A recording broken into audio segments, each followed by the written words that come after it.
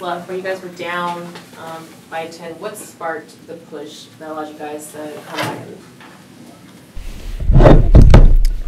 I just think we had good momentum the whole game. We were missing some shots there, but I felt like we had a good defensive presence. We made them make tough shots over us, so it was a matter of time before we got back in it. Kevin, you made 62 in a row. Were you just in shock when that second one went in and out? I gotta make that. I gotta make that. Like, that's the game. We probably still be playing right now. Fuck, man. It's just felt like I went through my whole routine. Damn, I should have shot a little stronger. Yeah, it sucks. You know what I'm saying? You get a free shot at the rim. I tell guys all the time, they free, and I was able to go up there and miss one. It sucks. You know, there's not much else I can say about it. It just sucks. Did you know it had gone? Did you know you would make that many in a row? Yeah. I mean, I'm not counting every one, but I've heard after the last game what that streak was. But, fuck, I just wish I had that one back. When you miss the free throw, Royce gets the rebound. Just what was your reaction to that? I mean, just glad we got the ball back. I felt that Royce was trying to make a good play, and you know, it's always tough trying to finish a play in that situation. But I love the effort from him, and trying to get us the ball back. But I just got to make the free throws. Like, none of that shit would matter. I just got to make the free throws. Katie, LeBron, Tatum, and Trae Young made a trip out to Seattle over the summer. I was wondering if we could get you back out there before you retire. Yeah, at some point I'll be out there. Katie, in your mind, when you guys were up 4, like maybe 8 minutes left, whatever it was, and you guys go dry, 14-0 run, what was it about their defense? Was it just adjusting to the zone, or was it more? Yeah, I mean, they play gimmicky. They're going to send 2 or 3 people at me every time. They're going to zone up, and they got 3 or 4 different defenses they run because they like to switch it up. They got small teams, so they want to be able to cover for each other. So smart. I mean, they got they work on a lot of different defenses, and when you throw a zone out there, then when you throw a triple team out there, it's going to muddy up the game. But I thought both sides muddied the game up. I thought we played great defense. Was able to keep the ball in front, low scoring game. So it was just one of those nights. Why was Theo able to piss you off? I wasn't pissed off. I was having an amazing time. Great time. I love talking shit to fans, other teams, coaches, and they sense that it's a healthy thing. It's not like I'm upset and wanting to fight Theo, or pissed off at him for talking to me. No, I was having an amazing time.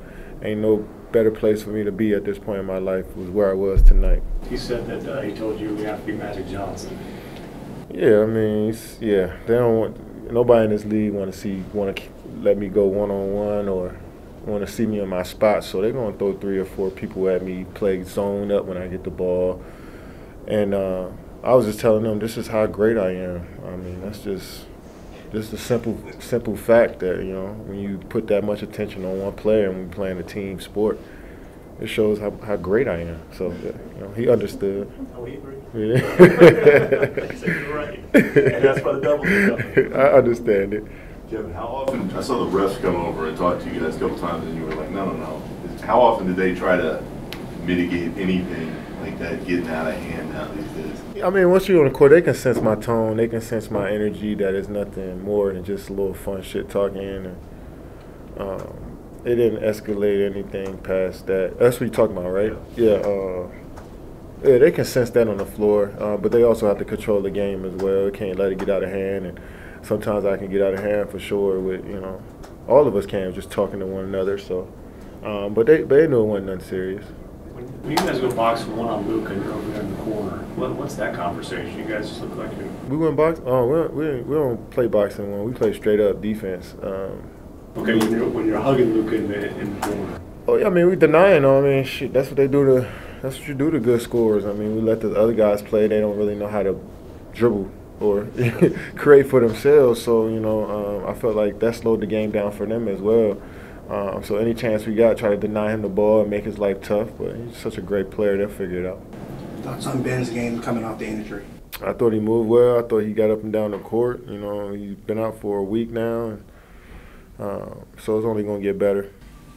What do you take from this road trip to go 2-1? What are your biggest takeaways? You know, that's going to be important as you guys go back home before this West Coast road trip. Yeah, I'm just trying to establish what type of offense and defensive team we want to be. I think we found some things on this trip that'll work for all of us to keep all of us in the game offensively and defensively. You know, I think we found some stuff on, you know, switching and you know, helping out in the post and, you know, just little different things that we're trying to figure out on the defensive side of the ball, and everybody play extremely hard. So that builds confidence, especially getting wins on the road, playing good games on the road, tight games on the road. Those fourth quarter minutes is going to help all our players as we move forward throughout the season. So, yeah, it's good to see that stuff on film and try to, you know, learn from our mistakes and try to get a win next game. I asked Cam about like his progression from these last two games, and he said a lot of it is off of like the confidence and a lot of it in like you having his back. What have you just seen from him in these two games, especially with his minutes going up like that? Yeah, I mean, we short-handed. Missing Kai, Ben coming off of playing minimum restriction. Now Utah's out, you know, so we need everybody to step up, and Cam hasn't been playing a lot.